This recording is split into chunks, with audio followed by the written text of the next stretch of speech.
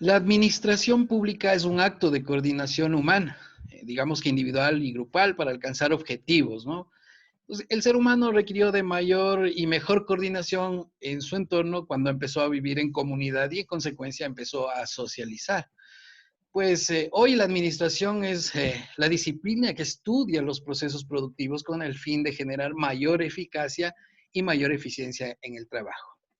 Bienvenidos a todos a esta entrevista que queremos hacerla bastante amigable, bastante familiar para la Cátedra de Gestión Pública del Instituto Tecnológico Rumiñahui del Cantón Sangolquí.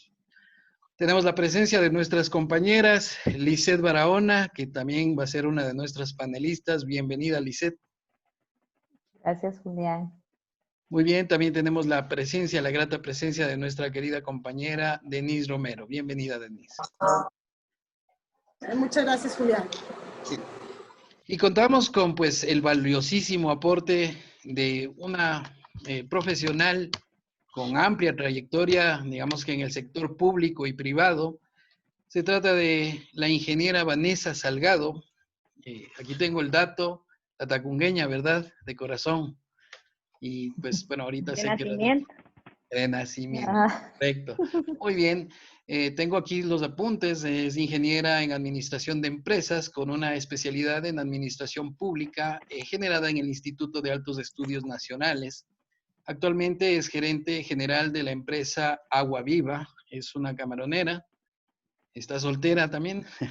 Tiene 10 años en el sector público, para mencionar entre algunas empresas en las que estuvo, fue la Presidencia de la República, Banco de Fomento, SECOM, Ministerio de Turismo, entre algunas más. Bienvenida, ingeniera. Muchísimas gracias a ustedes por invitarme a colaborar académicamente en este conversatorio que vamos a tener, y estoy gustosa de poder compartir el poco de conocimiento que tengo con el fin de que ustedes puedan conversar y ampliar un poco los conocimientos y tengamos una conversación bastante dinámica. Muchísimas gracias por la invitación. Perfecto. Muchas gracias, ingeniera, a usted por su valioso aporte. Bien, empecemos con nuestras preguntas, ingeniera. ¿Cómo le parece, para empezar, en pocas palabras, la situación actual que estamos viviendo en base a esta pandemia? En No, cuanto a la primero gestión pública. primero que ningún gobierno en ningún país estuvo preparada para una crisis de la magnitud en la que se ha presentado. Esto básicamente deja entrever la poca organización y la poca perspectiva que los gobiernos, y en algunos es mucho más acentuado, tienen respecto a ciertos riesgos que pueden venirse y pueden afectarse. Particularmente en el Ecuador se ha visto bastante afectado en áreas del gobierno, en áreas del Estado como tal, en la poca capacidad que ha tenido de enfrentar los problemas que se han presentado. Se ha podido ver un sistema de salud pública bastante caotizado, que no se ha podido mantener y aún así más bien ha bajado a condiciones precarias, donde la gente mayormente no ha podido tener la atención que merece. Y más allá, también no ha podido desarrollar científicamente análisis y estudios que permitan afrontar la crisis. Hemos tenido que tomar modelos de otros países para poder enfrentar de forma de salud. Nos estamos abasteciendo de medicinas de otros países. Entonces, eso deja ver un poco que nosotros no estábamos preparados para eso, ningún país lo estuvo, pero también nosotros como país no tuvimos las herramientas de reaccionar proactivamente a favor de la sociedad. Entonces, básicamente, las decisiones que se han tomado son de carácter político y no de carácter social, y lamentablemente las decisiones que son pensadas dentro del ámbito político afectan necesariamente la economía del país, la estabilidad laboral de las personas, y eso ha sido un riesgo. Actualmente hay estudiosos que piensan que de la manera en que el país ha establecido esta crisis, nos va a costar entre 3 y 5 años recuperarnos de cómo estamos, lo cual es una tragedia a nivel de nuestro país. Por supuesto, estamos tomando en cuenta sus palabras y vemos que de verdad va a haber un impacto, ¿no? En la asignación de recursos, digamos así, para las instituciones públicas. Así entendemos, ¿no? Ah, cuando empieza la pandemia, básicamente en el momento que empezamos el confinamiento, también se ve una crisis, la gente tuvo que cerrar sus negocios. Por ende, en el momento en el que tú cierras las operaciones de empresas, de microempresas, de emprendimientos, eso limita la recaudación de impuestos. La recaudación de impuestos desde el año 2007 evolucionó en un 70% la recaudación. Por lo tanto, se tenían recursos que permitan la redistribución entre los municipios, entre los gobiernos parroquiales, entre los municipales. Entonces, había un flujo que se podía, la riqueza estaba siendo repartida. Pero en el momento en el que se limita la recaudación de impuestos, que es una de las principales fuentes de financiamiento del Estado, entonces limita la redistribución de la riqueza.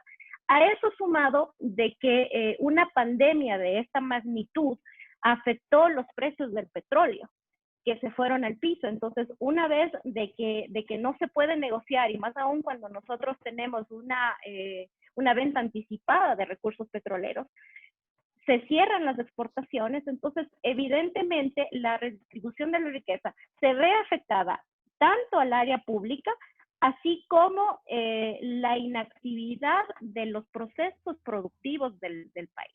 Entonces, verdaderamente le sumas a esto que haces una renegociación de deuda externa y que los pocos recursos que tienes como país lo pagas a la deuda, entonces limitas muchísimas cosas. ¿Cómo ha estado? En pocas paradas, esto ha sido deficiente. Muy bien. O sea, estamos diciendo que es considerable la afección que hay de acuerdo a la baja del petróleo, ¿no es cierto? Porque obviamente ha afectado en el presupuesto nacional. Pero yo creo que la política del petróleo no es solo de ahora, sino yo creo que fueron errores de anteriores gobiernos en los cuales pues podríamos haber tomado otro recurso y no solo tomar en cuenta el petróleo, y aquí están las consecuencias. ¿Usted qué opina? ¿Tendremos posibilidades de tal vez optimizar con otro elemento pues la caída del petróleo? Recurso natural, tal vez. Me permito discrepar contigo porque desde el año 2009 los recursos no petroleros, como es la agricultura, la ganadería, incrementaron en un 70%. Eso quiere decir desde que se reinventó este país a través de la planificación que hubo, hay algo que reconocer al gobierno anterior, es que su planificación pudo establecer de que existan otras fuentes de financiamiento al Estado que sean los recursos no petroleros. Como te digo, cuentan en los estudios, en los análisis, la misma CEPAL, que es el organismo que recoge en Latinoamérica este tipo de estadísticas y de información, se ha establecido en un 70% el incremento de estas actividades no petroleras. Se ve limitada en esta ocasión, en ese caso, porque el presupuesto general del Estado, que se compone para el año 2019 y 2020, estuvo establecido en un precio de petróleo estandarizado. No preveyó en los análisis que podía haber un fenómeno a la baja, como sucedió en el año 2015, y efectivamente nosotros nos fuimos con un presupuesto arriba. Entonces, en el momento en el que empiezan a pasar estas crisis, nosotros ni siquiera en función económica estuvimos conscientes de que podía pasar estas cosas. Eso se llama tomar decisiones sin considerar una mitigación de riesgo. Muy bien. Bueno, quisiéramos saber también cuál es su criterio con respecto al impacto que ha tenido la renegociación de la deuda externa en nuestro país. Y bueno, obviamente se está llevando a cabo esta renegociación. ¿Qué es lo que opina usted? Como les decía al inicio, las decisiones que se tomaron fueron políticas y no fueron de carácter humano y no fueron de carácter económico. El Fondo Monetario Internacional, con el cual nosotros tenemos que negociar el tema de la deuda, es una institución a nivel mundial que funciona como un banco. Un banco te presta dinero y este tiene que estar sujeto a condiciones y garantías. Si nosotros como Estado no tenemos bien puestos la soberanía por delante, permitimos hacer ciertas negociaciones en las cuales se meten en nuestra soberanía, en toma de decisiones respecto a las políticas laborales, a políticas de recortes presupuestarios, y lo que nos pasó mayormente en este minuto fue que lamentablemente tomaron decisiones políticas de que, ¿sabes qué? Te voy a pagar cierta cantidad de plata en espera de que me hagas un préstamo mayor. Es decir, de que se tomaron decisiones en función del dinero y no del ser humano. Y lamentablemente con esos recursos con los que se negoció la deuda externa, se pudieron haber salvado muchas vidas, porque lo que le tenían que apostar era el sistema de salud, era lo primero, pero lamentablemente se pusieron a inventar el agua tibia y dejaron que muchas personas paguen las consecuencias de este acto. Actualmente, con la renegociación que se han hecho y la renegociación de los bonos, tenemos una deuda que se extiende hasta el año 2040, que dice que se va a empezar a pagar recién en el 2040. Pero puedes imaginar que todos esos años que se tienen que ahorrar y todos esos años que se tienen que posponer en temas de salud, de vialidad, de educación, de mejoras sociales, de acortar la brecha social, que se tienen que ir presupuestando, contar de pagar la deuda. Entonces esas son decisiones pensadas con la posición cómoda de gente que tiene la panza llena, me perdonan la expresión, pero que no estaban pensando en el ciudadano común y corriente. Una pregunta, ingeniera Vanessa. Usted, por lo que escuché, tiene su experiencia y su trayectoria en el ámbito público también, ¿correcto? Uh-huh. Sí. ¿Cómo considera usted la gestión pública en sí? La gestión pública es el acto de hacer la cosa pública. Se dice y está escrito de que en la administración pública tan solo se hace lo que está escrito, ¿sí?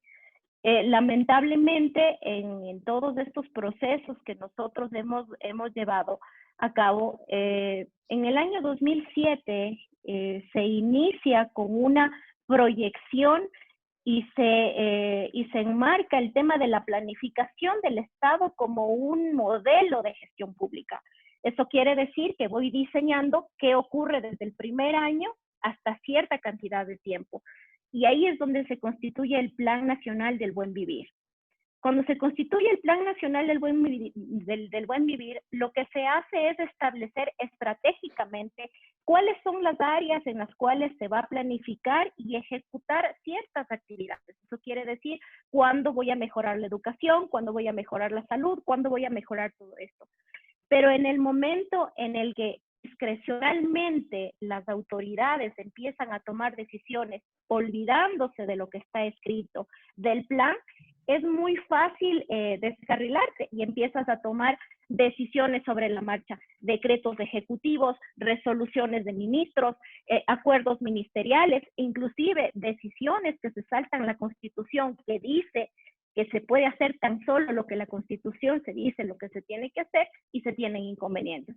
Por eso es que en el camino la Contraloría General del Estado ha tenido una participación activa que a su criterio va creyendo que hay cosas que se debieron haber hecho, que no se debieron haber hecho, y que nos han inundado de malas noticias dentro de la realidad nacional, y lamentablemente la gestión pública se ha limitado a un generador de incendios para irlos apagando de acuerdo a los rumores que la prensa ha generado. Entonces, nosotros como ciudadanos, inclusive, y las entidades que quieran gobernarnos en adelante, deberán tomar muy en serio el ámbito público, porque la gestión pública es el arte de administrar.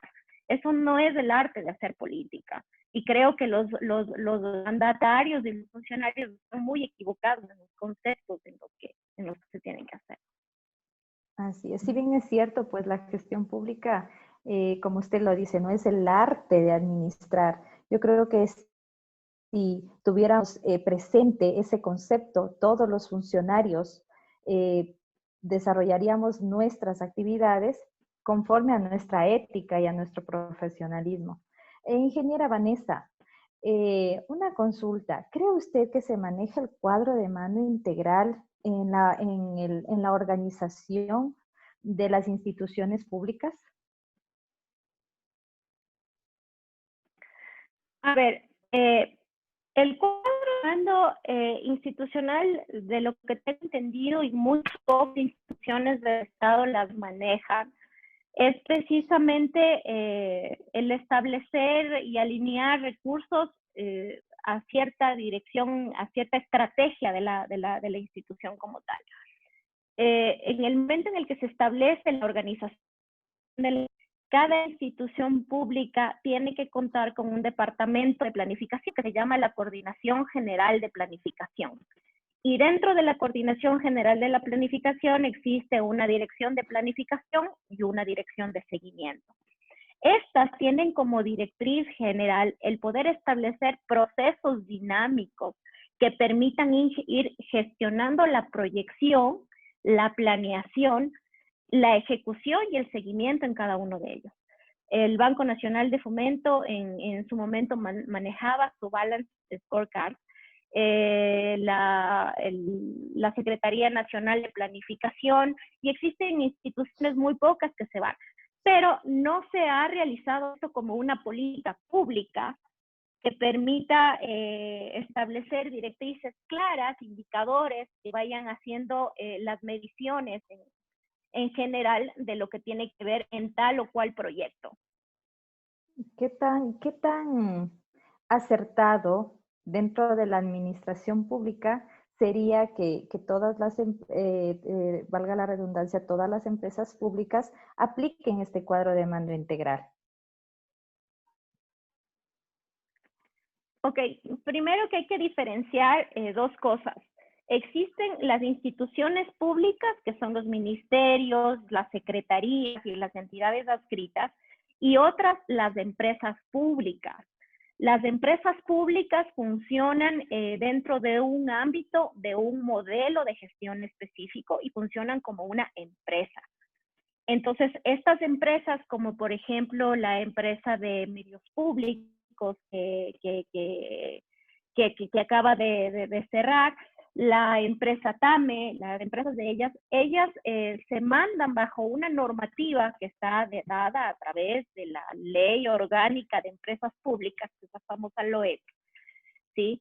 Y ellos tienen la obligación de establecer mecanismos de medición, proyectos, planificación, proyección, y etcétera, etcétera. Entonces, las instituciones públicas deberán establecer variables para ir midiendo sus planes y proyectos, pero las instituciones, las empresas públicas que tienen una razón de ser específica de gestión, donde existe inclusive erogación de fondos públicos, venta de servicios, como en su caso fue Ferrocarriles del Ecuador, ellos tendrán la obligación de establecer procesos de seguimiento, inclusive para ver si cumplen con sus objetivos institucionales. Si al final del día lo que dicen que venden es lo que verdaderamente están vendiendo y están recuperando y representa una rentabilidad para la empresa. Así es, exactamente. Por supuesto. Muy bien. En función de rendimiento. Gracias a la participación de nuestra compañera Liz, también ella empleada privada, y pues viendo desde la perspectiva de un ciudadano y un empleado privado, ¿no? Bueno, ahora queremos darle paso también a nuestra compañera Denise Romero. Ella también, pues, una mujer empresaria de muchos años. También tiene unas preguntas para usted, estimada ingeniera. Adelante, Denise. Gracias, Julián. En lo que vamos a hablar sobre el tema de las empresas públicas, el tema de la alianza pública y privada, ¿cómo se aplica en el Estado? Al momento, podemos tomar una referencia al momento de la refinería de Esmeraldas, ¿no? En el año 2015, cuando empezamos a tener los primeros golpes de la baja del petróleo a nivel internacional, lamentablemente para nosotros se limitó como país el poder realizar inversiones de cierta envergadura para proyectos estratégicos dentro del país. Entonces, a través de un decreto presidencial en el año 2015, se pudo establecer las alianzas público-privadas, en la cual se invitaba a empresas nacionales y extranjeras a que participen con sus inversiones en el desarrollo de proyectos en su momento principalmente emblemáticos y estratégicos, como eran la participación en temas de luz y el tema de construcción de carreteras. Quizá en su momento pudo ser muy sencillo el poder haber hecho concesiones. Venga tal empresa, haga una licitación, te concesiono la creación y la parte de eso. Pero la intencionalidad de esta actividad de las alianzas público-privadas era el poder generar que empresas que sean ecuatorianas o sean extranjeras ingresen circulante económico con el objetivo de establecer plazas de trabajo para nuestros ecuatorianos, y a cambio de ello el Estado ecuatoriano proporcionaba ciertos incentivos tributarios, como por ejemplo perdonar el pago del impuesto a la renta durante 10 años, excesión de ciertos impuestos dentro del sistema de recaudación de rentas internas, y adicionalmente a ello se compartían rentabilidad y regalías una vez se empiece la operatividad de estos temas. Cuando yo fui cuando yo fui gerente en la empresa de fármacos del Estado, que se llamaba Lenfarma, que actualmente se encuentra en liquidación, nosotros teníamos a nuestro cargo el Instituto Izquieta Pérez. El Instituto Izquieta Pérez llevaba muchísimos años sin establecer políticas de investigación científica. Sus laboratorios estaban obsoletos. Entonces, era así en que a través del gobierno chino y el gobierno coreano, recibimos propuestas de inversión pública y privada que nos iba a permitir desarrollar los análisis de vacunas contra la rabia, un tema de estudio de culebras por el tema del suero antiofídico, y el objetivo de ellos era el poder patentar la marca y se vendía en toda la región. Ellos nos ponían la inversión y compartíamos las regalías. Entonces, la opción público-privada era lo mejor que en su momento se pudieron dar, y de hecho se ejecutaron, se hicieron algunas cosas, pero como ya les había mencionado, cuando no se siguen los planes y proyectos que se establecieron en su momento dado y políticamente se cambian de decisiones, actualmente para la refinería necesitamos alrededor de 2.230 millones de dólares de inversión para que esta siga operando. Entonces, lamentablemente, esta se ha visto inclusive envuelta en escándalos de que estaba hecho el mantenimiento, no estaba hecho el mantenimiento, y ahí nos hemos demorado en discusiones eternas, y lamentablemente tenemos una infraestructura lindísima que salió producto de un proyecto estratégico y que a la larga no ha funcionado. Pero bien aplicada las intenciones del apoyo privado es lo mejor. Ellos generan empleo. Perfecto. Denise, ¿tenemos alguna otra pregunta? Sí, muchas gracias, Vanessa. Sí, la siguiente pregunta sería, ¿cómo afectó la crisis de octubre y noviembre al riesgo país, y cómo el riesgo país afecta el financiamiento internacional? Ok. El riesgo país se mide, no se mide al país como tal. El riesgo país básicamente se mide a las decisiones administrativas de las autoridades del momento. Se llama riesgo país porque ese es el nombre que le han dado a este indicador, a este ranking como tal. Pero básicamente es cómo los políticos o las autoridades de turno están manejando las relaciones con su pueblo. Uno de los indicadores con los que se analiza el riesgo país es la famosa seguridad jurídica. En el mes de octubre, en el cual el gobierno nacional toma la decisión de retirar los subsidios a los combustibles del país, jamás imaginó que la gente iba a reaccionar, independientemente si esto era desde el indígena o del sector productivo, independientemente, todos somos país y todos tenemos el derecho a protestar cuando algo no nos gusta, pero lamentablemente el gobierno reacciona de forma coercitiva frente a este derecho que la gente tiene de protestar.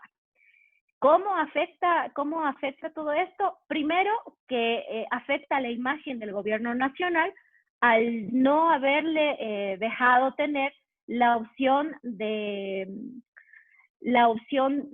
negociar. No tenía la sartén por el mango, no tuvo los instrumentos de negociación, dejó que las cosas avancen muchísimo y básicamente dejó que sus ministros de inferior rango y que personas que tienen inclusive rango de ministro manejen este tema de la crisis. Entonces, como nos ven otros países, nos ven con pocas garantías para invertir sus recursos.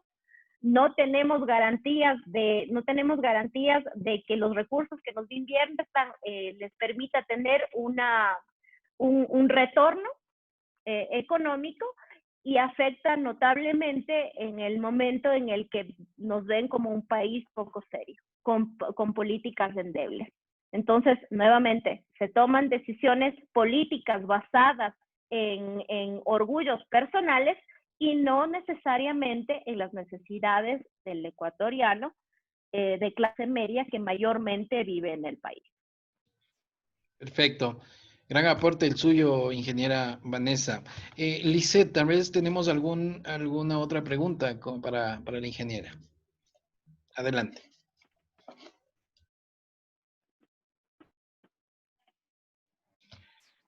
Lisette, ¿estás ahí? ¿Me escuchas?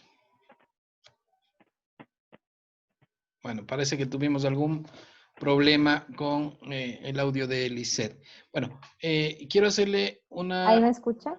Perfecto, ahí estamos, nuevamente retornamos con... Ingeniera, discúlpeme, ¿qué es la subasta interna y cómo opera esta en la contratación pública? ¿La subasta inversa? Inversa. Uh-huh. Ah, ok.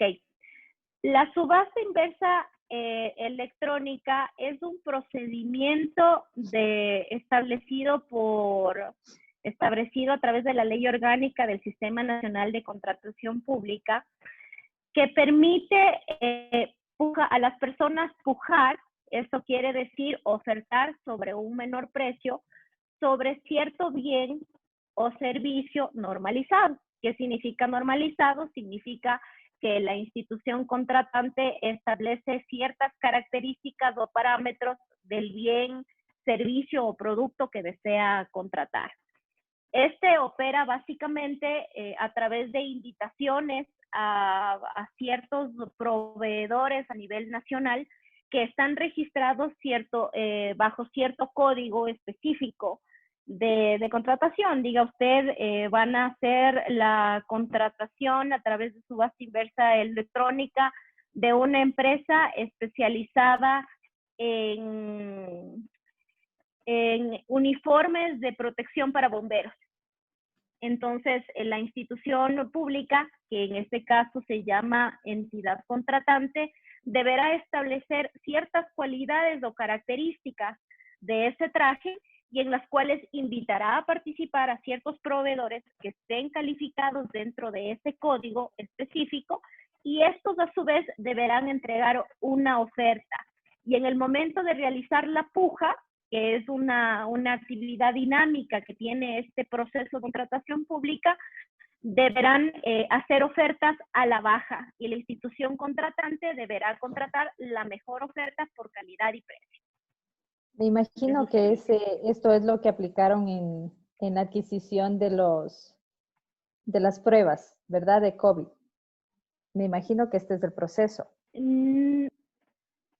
No necesariamente. Primero porque en aquel momento cuando se realizó la contratación de ciertas pruebas y demás, recuerden ustedes que nosotros desde el mes de marzo estamos en estado de excepción. Y en estado de excepción se permite a ciertas entidades, sobre todo en el área de salud, declarar en emergencia esta institución. Entonces, la Ley Orgánica del Sistema Nacional de Contratación Pública establece que dentro de la emergencia se puede hacer de manera rápida ciertas actividades de contratación pública obviando ciertos pasos. Y es por esa razón de que muchas personas abusaron de este procedimiento de contratación por emergencia y se vieron envueltos en ciertos escándalos de sobreprecio y de personas que vendieron pruebas COVID, que en este caso es específicamente tu pregunta, que las vendieron inclusive a personas que no estuvieron calificadas y que no tenían la experiencia para la venta de estos procesos. Así es. Sin embargo, la subasta inversa electrónica es una herramienta dinámica que permite la adquisición de bienes. Este es un proceso que no es tan rápido. Mandas la invitación, participan, hacen un sinnúmero de cosas y este está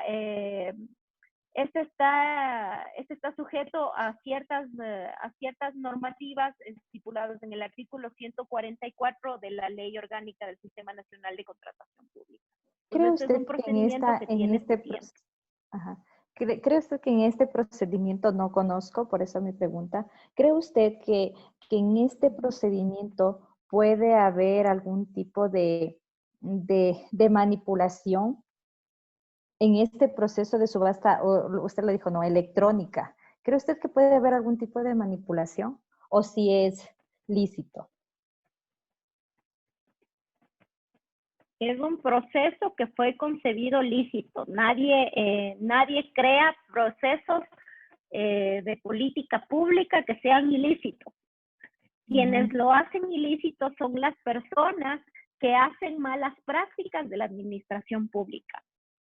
Este procedimiento no debería contemplar malas prácticas, pero como eso es operado por humanos, deben estar puestos de acuerdo personas del CERCOV y demás. Sin embargo, algo que debo rescatar que le pasó a contratación pública en la época de pandemia es de que establecieron procedimientos de buenas prácticas en el tema de la subasta inversa electrónica. No te puedo decir que efectivamente todo se ha cumplido porque debería ser yo una sabela todo para darte fe acerca de las cosas que estaban ahí, pero básicamente esto pretende transparentar las compras. Pero que ha habido ilícitos y que ha habido malas prácticas de parte de funcionarios y proveedores, porque efectivamente para que existan actos de corrupción tienen que haber las dos partes, quien a la final te dé el camino, quien te reparta, quien te haga todo este tema, sí, deben existir, pero le competirá al organismo de control el determinar en qué grado de participación existe. Muy bien. Muchas gracias, ingeniera Vanessa. Nos queda poquito tiempo. Solamente de pronto para ir terminando, brevemente, con sus palabras, ¿cómo ve la gestión pública de aquí en 4 años?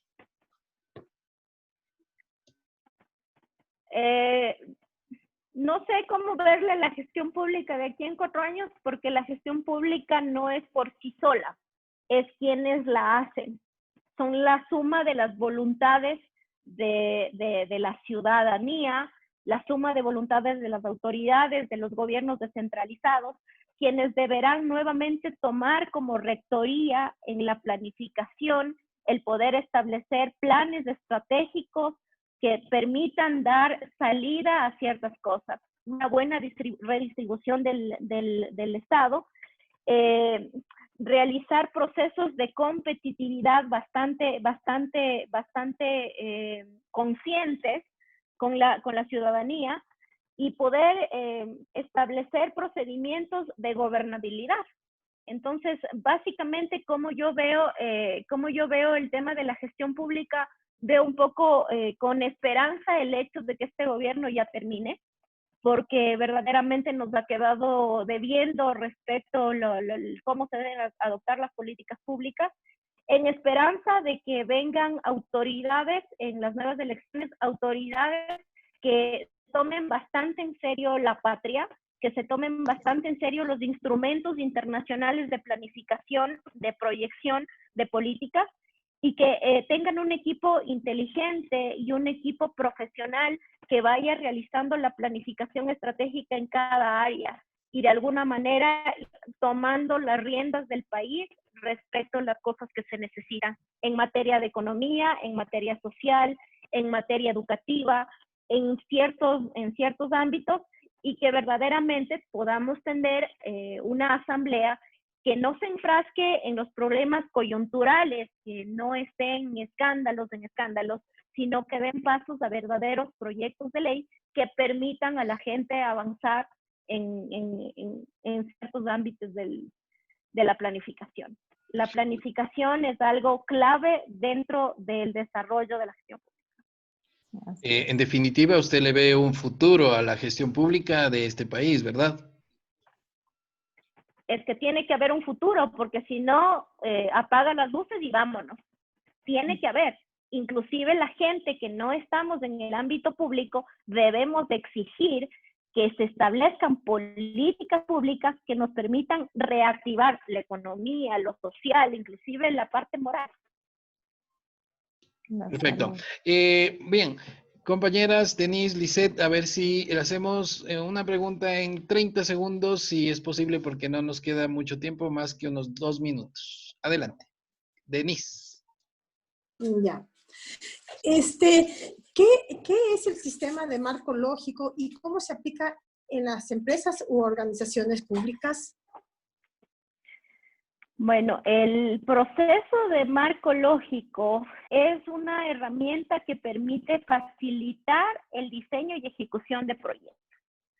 Quiere decir que este le debe aportar terminología, debe aportarle formatos, suministrar ciertos temarios, los enfoques que se le va a dar y suministrar adecuadamente la información. Cuando se establece un proyecto, sea proyecto de inversión o sea un proyecto, un proyecto normal de ejecución, debe contener debe tener todos los contenidos para que le pueda dar sentido. De hecho, si recordamos un poco la teoría del marco lógico, esta nace recién, creo que en el año 92, como una respuesta a todos los proyectos planificados que no tenían precisión, los proyectos que no se han ejecutado exitosamente y aquellos que no tienen idea cómo mostrar que efectivamente se han ejecutado. Entonces, el marco lógico lo que hace es aportarte un concepto claro y un enfoque de a dónde va tus proyecciones y tus estrategias. Perfecto. Bien, una última acotación de parte de nuestra compañera Lisette. 30 segundos, por favor. A ver, mi Juli. Ahora sí la última, ¿no? Así es, tenemos 30 segundos. ¿Qué es, ingeniera, la descentralización y cómo se aplica en la organización pública? De hecho, la descentralización lo que se hizo es el poder darle rectoría a ciertas instituciones del Estado para que ejecuten sus propios planes y proyectos, pero sobre todo también el traslado de las responsabilidades a los gobiernos autónomos descentralizados.